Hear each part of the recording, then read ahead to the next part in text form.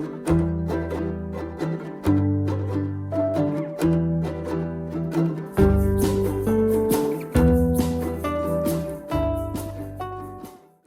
guys, it's Kelly here and I'm back with another video for Honeybee Stamps. Today I'm going to be using the Spring Joy Bouquet stamps and dies.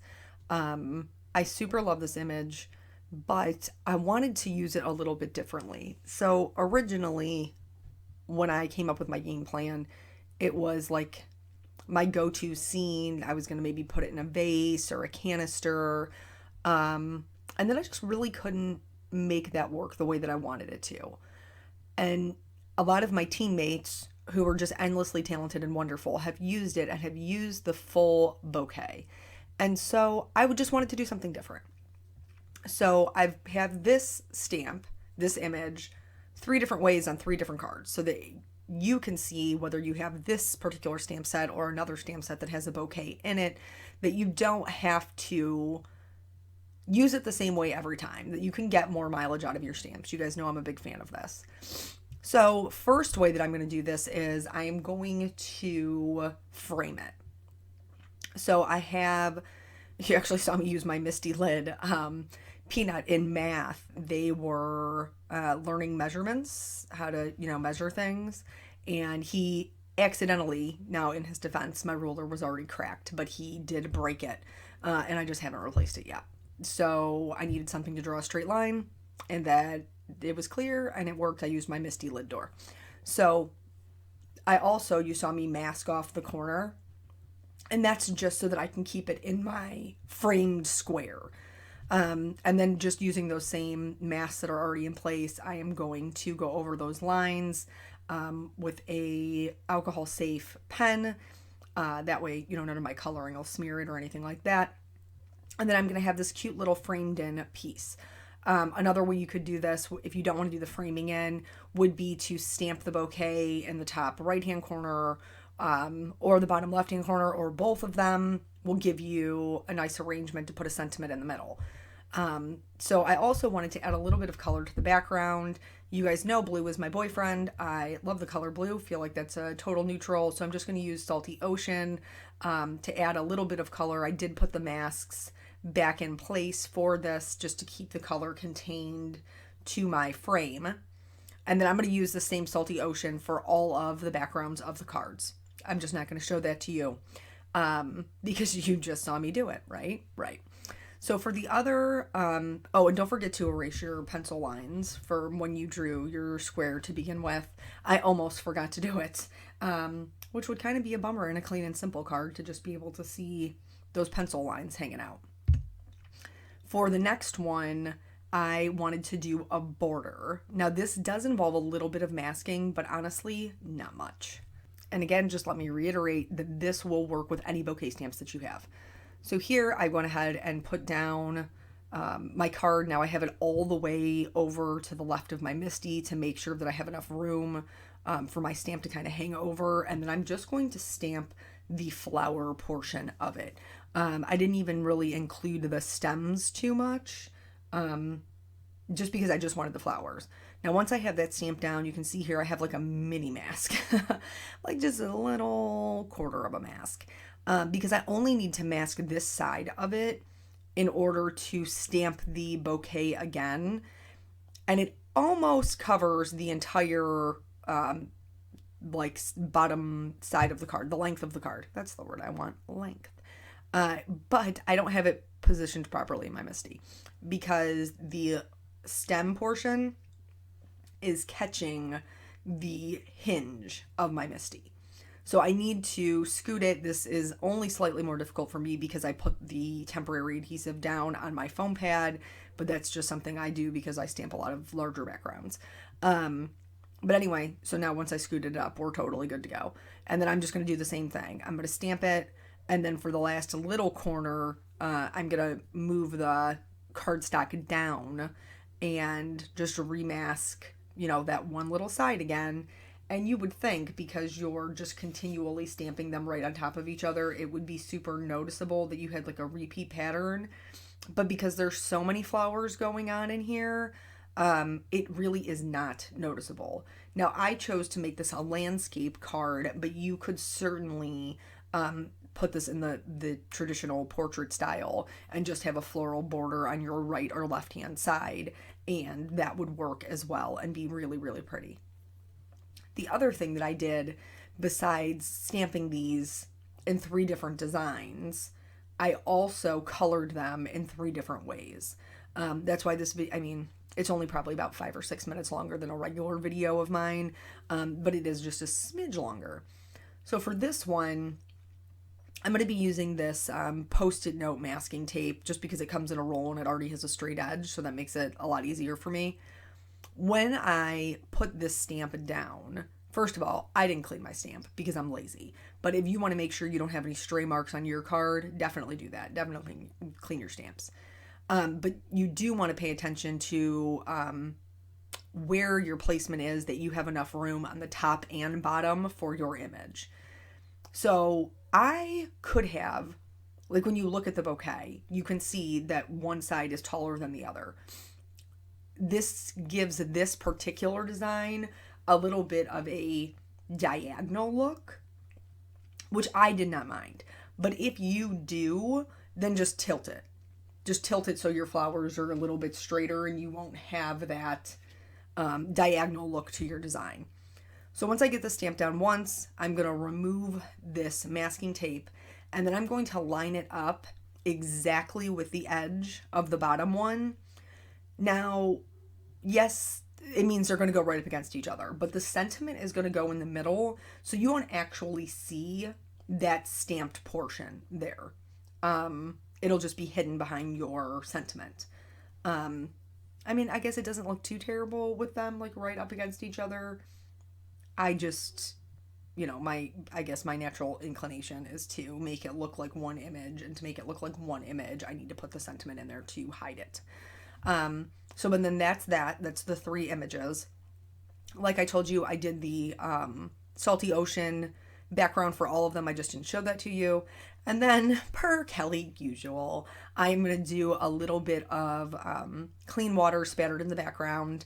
Now for my framed one, you can see I've masked off all the sides. And at the top one, I'm actually using my landscape card to further mask off that top portion without having to get another piece of tape.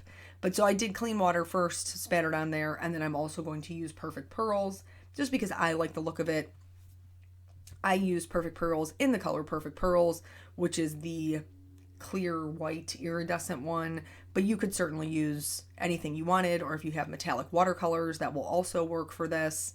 It doesn't have to be Perfect Pearls, it's just the cheapest option that I have found that lasts the longest. So, anywho, that's what I did here. Once this is dry, I'm going to move on to the coloring. I did them kind of back. I did them a little bit backwards, y'all. I didn't mean to. It's just kind of how it happened. So for this card, I am going to do a layer of marker. This is not necessary for coloring with colored pencils. It just helps me visually, like, color block what needs to be what. The only one that really it was very beneficial to was the daffodils, because I was leaving them white with a yellow center. So I did do a little bit of shading. First I went in with the C1 and I thought that would be sufficient. And then I went in there with a C3. Now, is that basically the same shading that's on the one I did with the markers? Yes, it is. I'm not going to lie to you. But that's just me. I have a hard time not doing full dimension, and I was very nervous because the Prismacolor pack, like, I own them all. I have the big set. But I was trying to keep it limited to just the 24 set that I picked up at Target. This is the one I take to work with me. It's not all the colors. I just kind of make it work to make more colors than I have, but that's really the joy of, craft supplies. So here I'm just, like I said, filling them in, and then I'm going to do the colored pencils right over top of them. I know a lot of you prefer to color with colored pencils versus markers. I love the result of them. I think colored pencils are beautiful, but I just prefer markers Like, I'm just more comfortable with markers. I feel like I get better dimension with markers. But if you love colored pencils, or you love watercolors, or you love whatever, like, you can color this however you would normally color it, or however you're comfortable coloring it. All right, so as far as life has been going, still a lot of allergies going on as we head into springtime, which I am hoping to talk to my doctor about and see what I can change up or switch up or whatever, just to see what they have to say, in the hopes that I can live my life and not be miserable all the time. Today isn't too bad. It's a beautiful day out. It's like 70 here. But don't worry, it's going to be 34 tomorrow. Thank you, spring in Ohio. But pretty much every time I go outside, like, I was outside talking to my mom. I was outside when Peanut was swinging on a swing set. Like, pretty much anytime I'm outside, I'm just sneezing. Just sneezing. And I do have to work tonight. So that's going to be super fun.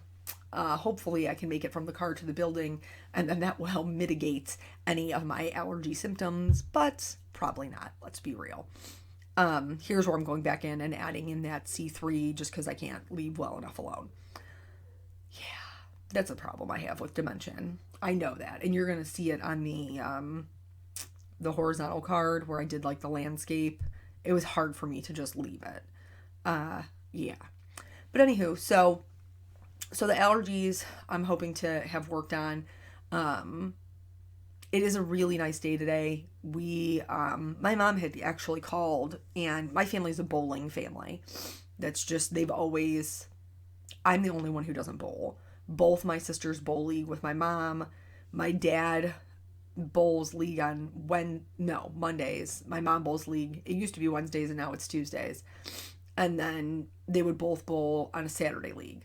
Well, part of the reason that my dad ended up having his hip replacement is because he got to the point where he couldn't even bowl anymore. Which, for those of you who asked in the last video how he's doing, he is doing really well. He is to the point where he can drive himself. Eric took him for a spin to make sure that he was all good there. He can get in and out with his cane to get his walker if he needs his walker. Though I think he's mostly just using the cane now. But anyway, still doing his physical therapy. He isn't quite sleeping in bed yet. I think that's more of a mental thing, honestly. He did try to go up and sleep in bed the one night, and he said that he fell asleep for 2 hours, then he woke up, then he couldn't get back to sleep, he couldn't get comfortable, he laid there for hours upon hours upon hours, before eventually he just gave up and went downstairs and slept in the recliner again. And now he hasn't tried since. So I think it's just in his head that one night was like such a it was just no good. Like, it was just not a good experience that, like, he has it stuck in his head that he can't sleep in bed. But, anywho. So he has been doing really very well with that. He was a little behind on physical therapy, but I don't know if that's because they kept him in the hospital the extra few days, or if because he's maybe not doing the exercises as... I know he's doing them, but maybe he's supposed to do them 3 times a day, and he's only doing them 2 because he gets tired. I'm not really sure. And he's not really gonna own it. You know what I'm saying? I gotta get that info from my mom. So, but anywho, my mom did take Nathan today. He's on spring break. And she had called to take him on Sunday to go bowling. And we had already made plans with my best friend and her daughter, to come over on Sunday. So the only other day they had open bowling was today. So they did go do that. He had a very good time. Said something about maybe wanting to do a summer bowling league, which my child doesn't ever want to do anything. He's like, are you an organized recreational activity of some sort? No, thank you. That's just, and I can't even blame him because I didn't either. Like, I was never, like, when I was little and my mom would put me in things, like she would put me in ballet or did we even do gymnastics as a kid? I don't remember. I remember ballet, but she can confirm or deny whether or not I was in gymnastics. But like, we did those things, but like, I didn't want to do that stuff either when I was a kid. Not saying it's not important, not saying that it doesn't build character and, you know, being a team player and all that jazz. It does. but he doesn't want to do it. So apparently today he did mention to her something about maybe bowling on a league, and they do have summer leagues. So I will have to look into that and see maybe if it's something he legitimately wants to do. If you remember a couple of years ago, we had him in lacrosse because he said he seemed to be interested in that. But then after doing that for 1 year, he was like, no, thank you.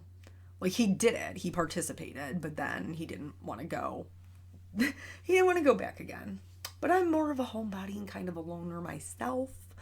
So I feel him on a very real level on the not wanting to participate in group activities, which is probably why my particular group activity is solo, and I just share on the internet where I don't actually have to go anywhere or get out of my pajamas. See what I'm saying? So they did that, which was super nice. And then he has started swim lessons. So we originally had intended on putting him in swim lessons last year. Well, it was really honestly the year before that. But then I didn't realize that they started scheduling swim lessons in like February. Like, why? But they do. I don't understand. We live in Ohio. So we missed, like, there wasn't any spots left. Then last year, obviously, COVID. So this year we got him into swim lessons, and he had his first one. He didn't really love it. I had a little bit of a mama bear moment because so basically the way that it was explained to me when I signed him up for these particular lessons is that it's one teacher per 4 kids, which I really liked because it was a small class size. And like, he would come in, he wears a swimsuit underneath his clothes. He kind of ditches his t-shirt and shorts, puts them in a little bag with his towel and stuff. He goes in, does his swim lessons, and then you kind of scoop him up at the end with his towel and stuff, walk him over to the showers, they rinse off, and then you go to a changing room. But since it was our first day, she said, just wait, they'll call him, they'll call the 4:30 class, and they'll call him and then take him over. That didn't happen. It didn't happen. So I knew he was in lane 6 because they had told me at the door, and then nobody specifically called him. There was no guidance whatsoever. It was just like they called the 4:30 class, and that was that.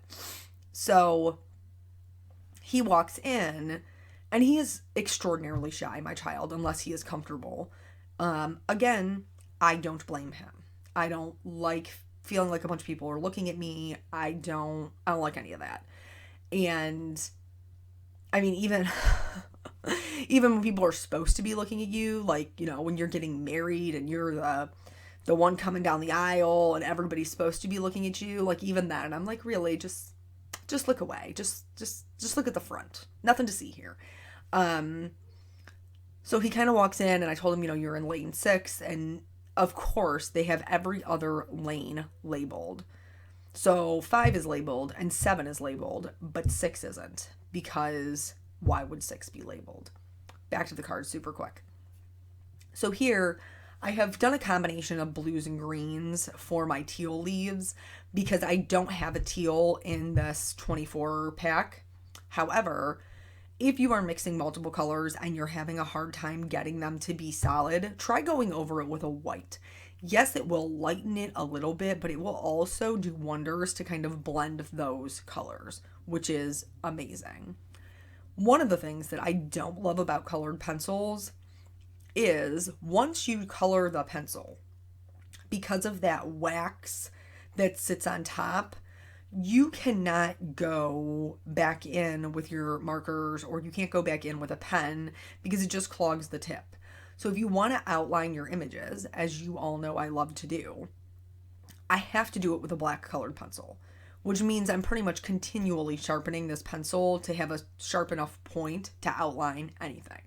But nonetheless, this is this completed coloring piece. The next one we're going to do is going to be my more traditional marker shading.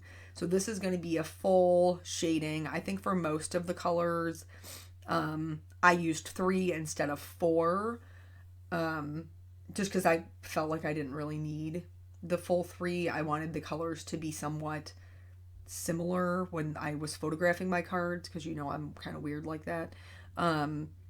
But for the yellows, I did use 4 just because I really need that E99 to give it some depth. So anywho, back to the swim lessons. So nobody comes out. Like he said, I send him in there. He's trying to figure out where lane 6 is. I can see him starting to get upset. And I'm like, nah, fam, this ain't for us. So I just walk up in the pool. Like, I'm the only parent in there. I don't really care. And I take him by the hand and I walk him over to lane 6 and sit him down and tell him, just wait for your teacher or whatever. And so it ended up being fine. But like, I was just like, why is there no organization? Like, you said the thing was going to happen and then the thing didn't happen. So I was a little bit frustrated. So then the second one we went to, now we've only been to 2. The second one we went to, he was substantially more comfortable, just because he had been through it one time before and he knew what lane to go to and who his teacher was and all that. So I will tell you, I had a proud mama moment. During his swim lesson, the swim lessons are only 30 minutes long. But during his swim lesson, his goggles broke. Now, it wasn't that they broke, okay? The part of the part that wraps around your head actually just came out of the plastic piece on the side of the goggles. So I see it happen. I see them break, like the piece come out. And I'm like, oh man. But he's only got 10 minutes left. So I'm like, hopefully he can make it through. I watch him try to fix them. And I am like so super proud of him for trying to just fix the problem. He cannot because he doesn't understand that once you pull like the rubber portion of it through, you have to feed it back through the little plastic loop that is the tightener. So he's pulling it through there, but it's not staying, and he just can't really figure out why. So after he tries it a couple of times, it doesn't work. He just sets them to the side and then just continues on with his lesson. Like it didn't even happen. And just like him being like, okay, let me assess the situation, try to fix the problem, accept that this is what this is right now, and then moving on with the lesson. Like, there are grown adults, people, who cannot overcome any sort of resistance or difficulty if something goes wrong, it completely throws them for a loop. And I was just so proud of him for assessing it, trying to fix it, realizing that he was just going to have to accept that it is what it is, and then just continuing on with what he needed to do.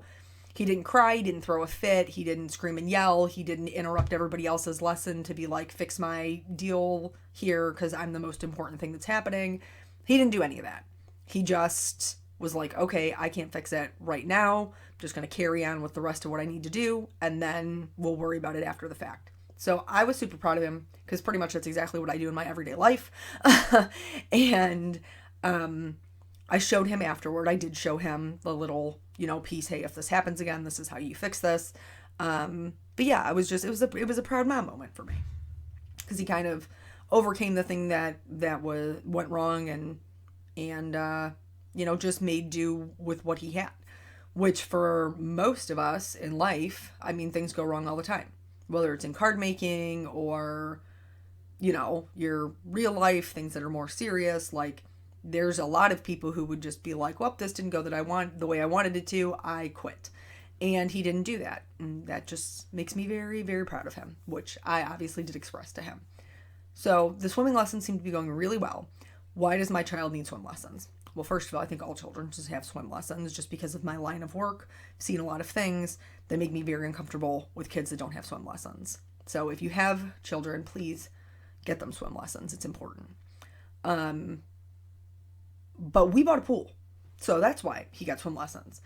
We bought a pool in February, and they are going to, Eric actually just went out down there yesterday, and they are going to be, I guess the way they work is that they deliver it. So they're delivering it in the beginning of May. And then within 3 weeks of them delivering it, they'll install it. So that way they don't have to commit to anything because of the weird weather in the springtime. So by June, we should have a pool, which is very, very exciting. And I am super extra excited because I had a pool when I was a kid and I loved it. And as an adult, I still do. Let's talk about the card for a minute. So this is my struggle bus card. Guys, I'm not going to lie to you. This card was a struggle for me.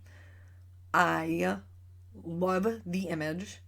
I think that this border is beautiful. I think it would look great, like I told you earlier, on the bottom, on the top, on the left, on the right. I think it's just a beautiful border. But I tried to not shade it. I tried it to just color it. And it is pretty. I don't want you to think that I'm saying it's not pretty. Just one layer of color. I did go back because I have no self-control.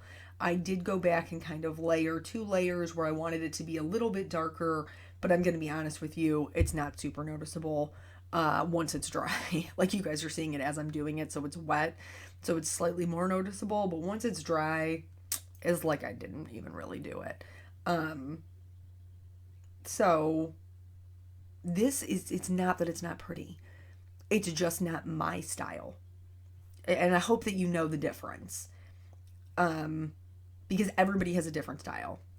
And some people don't love a ton of dimension. And some people just like, pretty colors with lots of, imagery to look at. And then they're happy with that.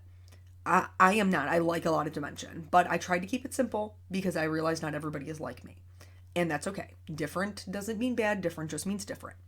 So for this particular one, because there was so much white area at the bottom in between all the pieces parts, I did go in with a BO2, which is kind of the closest match to that salty ocean when you're using it with a lighter hand, just to fill in those areas so that the card looked finished and not like it had a bunch of white space in it.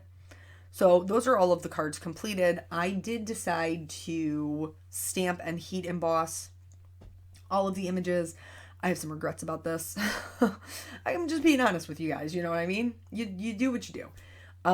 I chose gray because they're spring colors and I want, which did you notice my nail polish is also a spring color? I currently have on coral. I'm very excited about the spring colors and my nail polish coming back for another rotation. But anyway, I wanted it to be a little bit softer because it was more spring. And so I chose a gray instead of a black, where normally I would gravitate towards a black because that's my preference. But I chose a gray and it's meh. That's how I feel about it. I like it on the one with all the marker shading where it kind of is dividing up those 2 images. I do like it on that one.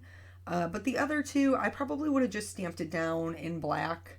And I may still, honestly, because they're my cards to keep, to give away to other people. So I may just kind of like pop off the little foam tapes and then just stamp them down in black. But this just gives you, some options that maybe you don't normally see here on my channel. I'm just saying because I do the same thing all the time. This is a little trick that you've probably seen me use before. I had some spots that really just did not heat emboss well, and I think it's because I was trying to do too many things at one time. I was, again, being lazy. And so I just take a white gel pen and go back in and fill in what I need to. These are all of the cards together with kind of all of their sentiments laid out. I put foam tape on the back of all of them, but before I put my foam tape on, I wanted to make sure to lay down my clear shimmer pen, and I did put that on like the insides of the daffodils and the purple portions of the tulips. I didn't get too crazy like with the little bluebells and stuff in the background, but I just did that to all of them. And then that's it. That's all 3 of the cards. So I hope this gives you some ideas to kind of stretch your stamps and you learned a few things about coloring. Thank you guys so much for joining me, and I will catch you on the next video. Bye.